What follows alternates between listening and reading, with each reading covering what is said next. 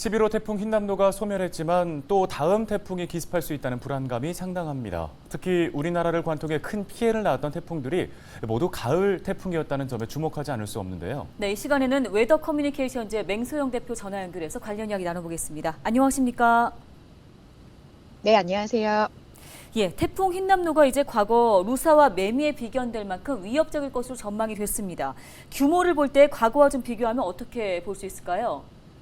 아무래도 20년 전의 태풍을 대비할 수 있는 국가적인 재난 상황에 대한 시스템도 지금보다는 과거에는 굉장히 현저하게 좀 낮았고요. 그리고 국민들이 집중호우라든지 강풍, 지구온난화로 인해서 극화되고 있는 이런 날씨에 대해서 대비하는 그런 태세라든지 인식이라든지 이런 것들도 현재 최근에 굉장히 많이 개선됐기 때문에 실시간 이렇게 방송을 통해서 알려지는 정보가 더해져서 좀 미리미리 대비를 해서 좀 추가적인 피해가 태풍의 규모보다 좀 덜 났다고 생각을 합니다.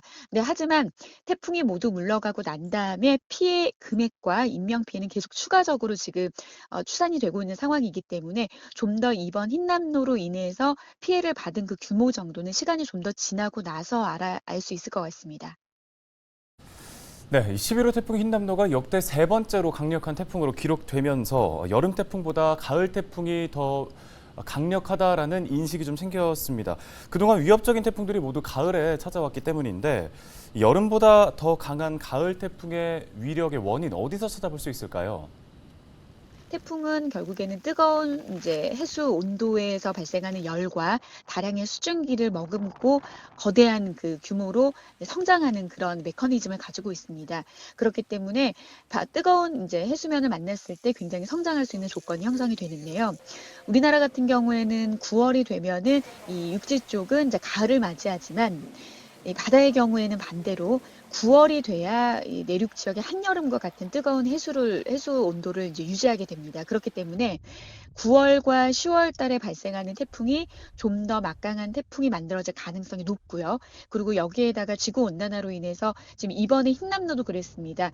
일본 남쪽 해상에 가까운 부근에서 태풍이 만들어진 적은 이번이 처음이거든요. 그렇게 된 그것은 어떻게 보면 일본 남쪽 해상까지 뜨거운 해수면의 온도 상승이 나타나기 때문에 그곳에서도 태풍 발생이 될 수 있었다라는 것을 뜻하거든요. 그러니까 앞으로는 지구 온난화로 인해서 이렇게 태풍이 만들어지는 위치까지도 북상을 한다라는 것을 고려했을 때는 한반도로 진입하기에 좀 더 조건이 형성이 되는 그런 가을 태풍들이 더 많이 늘어날 수 있고요.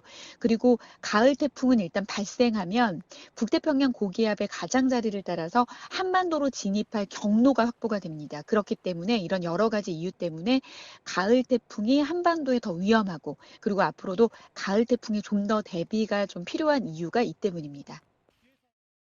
예, 벌써부터 이제 가을 태풍에 대해서 12호 태풍 무이파 그리고 13호 태풍 무르복 발생 가능성과 이동 경로에 대해서 관심이 모아지고 있습니다. 우리나라에 미칠 영향은 어느 정도로 전망해 볼 수 있을까요?